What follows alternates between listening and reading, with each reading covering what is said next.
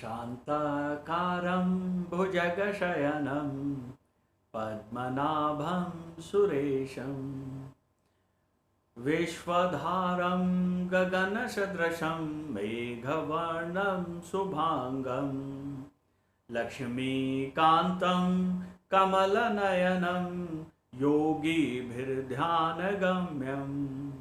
वन्दे विष्णु भवभयहरं सर्वलोकैकनाथम्। ओम। मंत्र।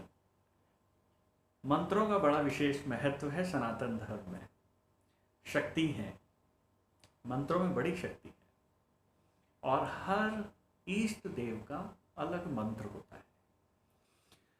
जो मंत्र हैं वो अक्षर से बने हैं।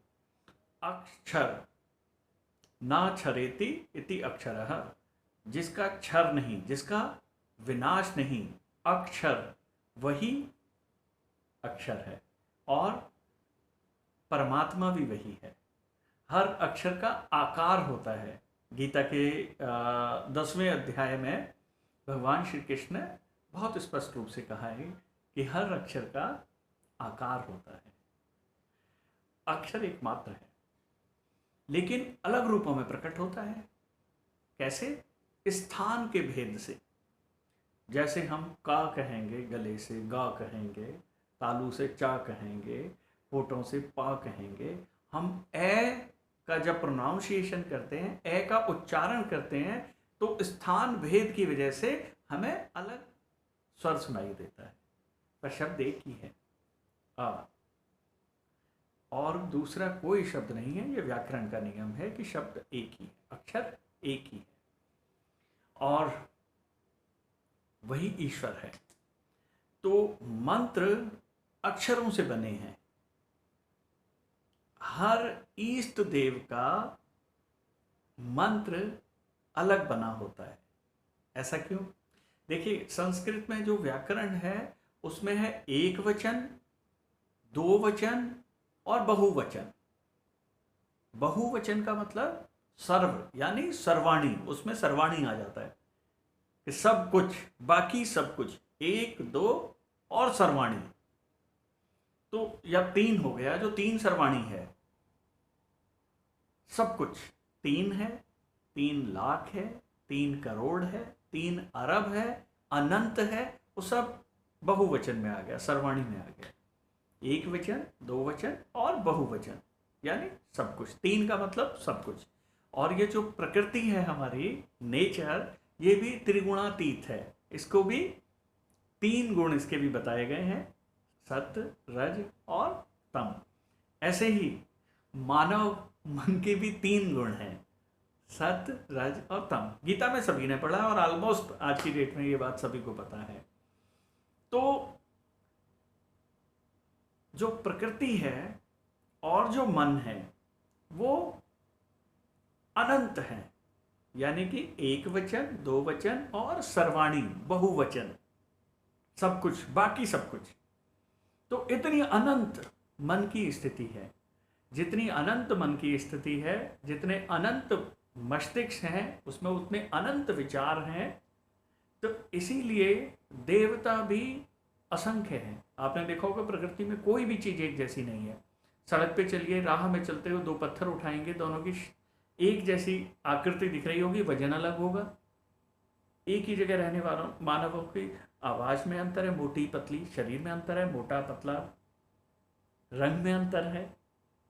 आजकल रंग का नाम नहीं लूँगा, रंग भेद की वजह से अमेरिका में इतने दंगे हुए हैं, तो रंग का नाम नहीं लूँगा, लेकिन त्वचा का रंग अलग अलग होता है। हम तो श्याम वर्ण बोलते हैं, हमारे यहाँ तो गेहुआ और श्याम वर्ण ईश्वर के साथ जोड़ते हैं, तो उसका भी अपना महत्व है।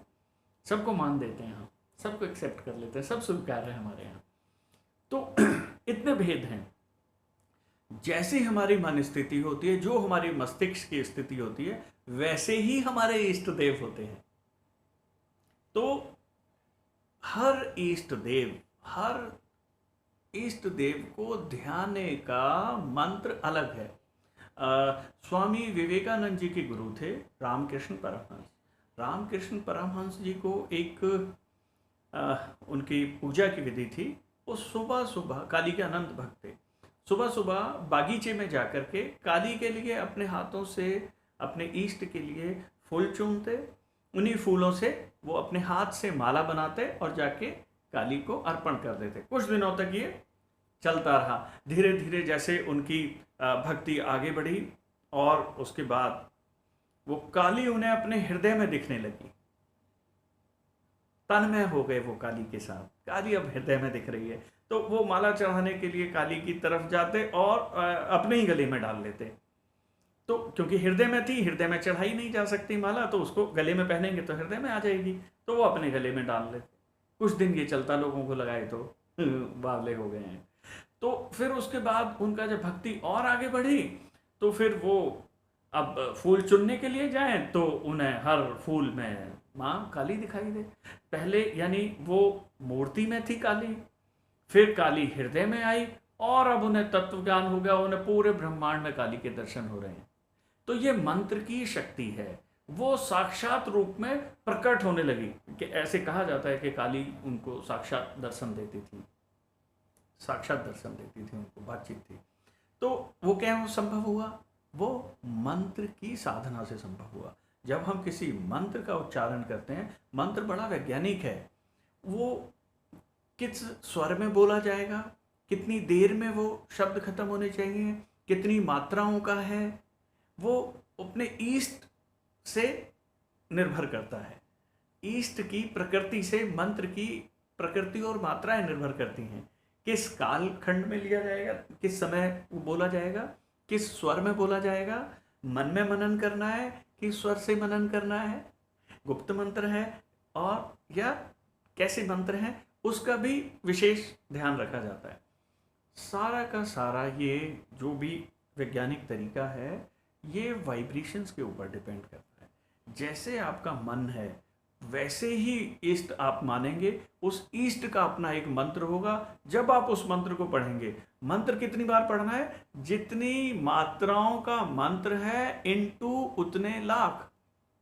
6 मात्राओं का मंत्र है तो आपको 6 लाख पढ़ने हैं। तो 108 मंत्र की जो अपने जपमाला है, उसको कितनी बार करें? 108 दिन में आपको उतने लाख करने हैं तो मंत्र सिद्ध होता है। और ऐसा 4 बार करना है। पहली बार, उस बात को भी समझिए, 4 बार क्यों? थोड़ा लंबा हो रहा है वीडियो, कोई बात नहीं, थोड़ा पेशेंस से देख लेना। 4 बार क्यों? पहली माला में शरीर से ध्यान हटेगा, सूक्ष्म शरीर में जाएंगे। दूसरे जब माला पूरी होगी तो सूक्ष्म शरीर से हटेगा ध्यान, कारण शरीर में जाएंगे। और चौथा, जो आदि शंकराचार्य बताते हैं कि इन तीनों स्थितियों का भी ध्यान रखने वाला एक चतुर्थ है, जिसे तुर्या स्थिति कहा जाता है, जिसे तुर्यम, आदि शंकराचार्य ने उसका नाम दिया तुर्यम, तुर्या।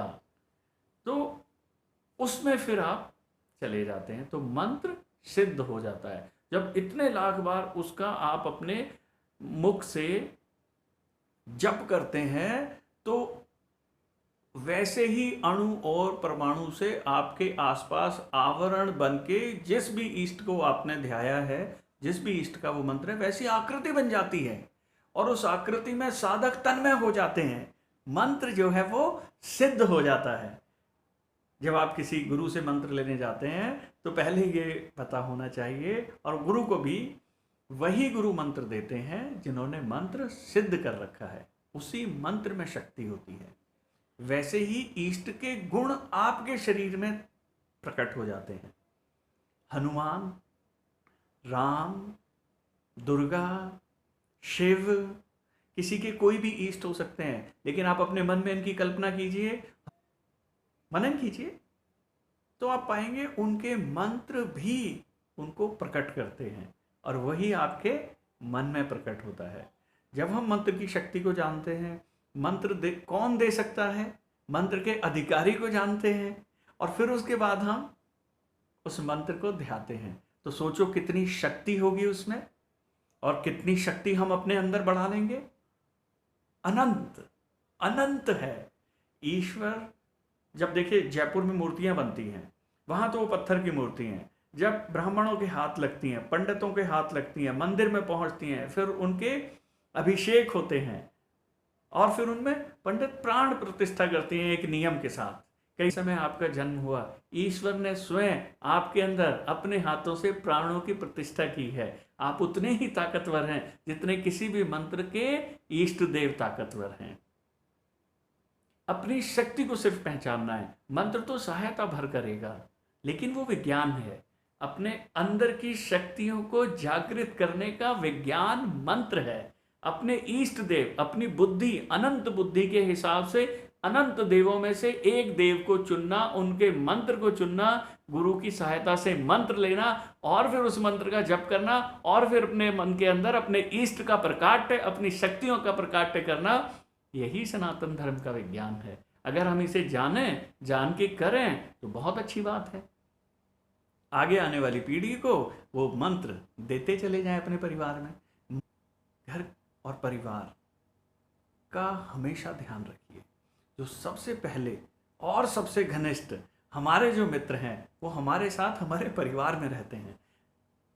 जैसे आप अपने बच्चों, अपने मित्रों के लिए, अपने गुरुजनों के लिए, अपने आचार्यों के लिए, सबके लिए हर समय अच्छा कुछ करने के लिए रहते हैं, ऐसे ही आपके लिए भी बहुत सारे लोग हर समय अच्छा सोचते हैं, अच्छा करते हैं।